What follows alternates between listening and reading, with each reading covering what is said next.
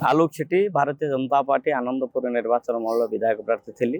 ओडिशा प्रदेश कार्यकारिणी सदस्य 1975 मसीहा जून 25 तारिख दिन तत्कालीन जो कांग्रेस सरकार इंदिरा गांधी नेतृत्वाधीन जो सरकार थिला सेतबेले निज पदवीर रक्षापी गादीर सुरक्षापी सरकार को बचाई से गणतंत्र हत्या करिकी देश में जातीय जरूरी परिस्थिति लागू करते जहाद्वारा आमर बाक स्वाधीनता सब प्रकार व्यक्तिगत नागरिक स्वाधीनतार अंत घटी हत्या कराइतिला एवं ये प्रत्यक्ष भाव में संविधान हत्या थिला। जो कांग्रेस संविधान संविधान आज चिल्लाऊँगी से अनेक थर संविधान हत्या करिछि।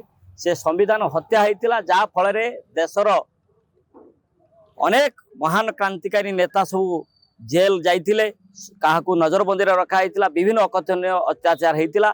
तेणु 1975 मसीहा जून 25 तारिख को भारतीय जनता पार्टी संविधान हत्या और कला दिवस रूप ग्रहण करिछि। आज आम कांग्रेस से जो कलंकित अध्याय को मन पकईक आज गण विक्षोभ जोग देछु। ये आज बीजेडी जो कार्यक्रम राजराथ को से ओल्लई कर हास्यास्पद और शैतान वेदपाठ सहित सामान। कारण बीजेडी समय रे ममिता पीहू आपण केते केते माने कमलमती झील केते युवती बलात्कार शिकार होती गणधर्षण शिकार होती आज पर्यंत कितनी निखोज होती पता मिलूना कि हत्याकारी कि बलात्कारी किए धरा जाए।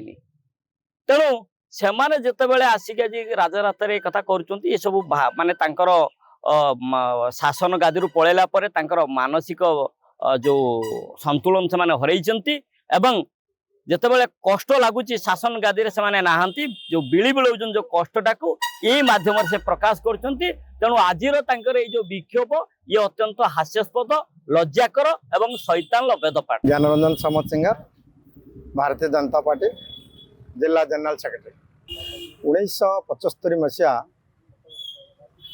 जून 25 तारिख तत्कालीन कांग्रेस सरकार भारत वर्ष रे निजर गादी को सुरक्षित करने निजर शासन गादी में बसवाई सी गोटे सुचक्रांत पदक्षेप नेले।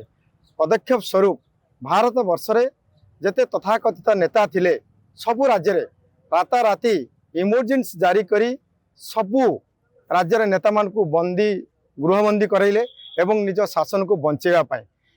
सी जो कांग्रेस सरकार आज डिंडिम पिटुची जे गणतंत्र को हत्या कराउची से किपरि भाव में गणतंत्र को हत्या करथिले ताहा कि भारतीय जनता पार्टी लोक पाखरे पहुँचाऊँगी।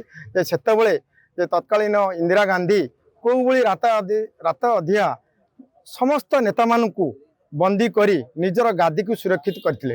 यहाकू आज मन रखापी तो सर्वसाधारण को जगैवाई भारतीय जनता पार्टी आज राजरास्ता को ओह्लैछि एवं से कार्यक्रम को हाथ को नहीं।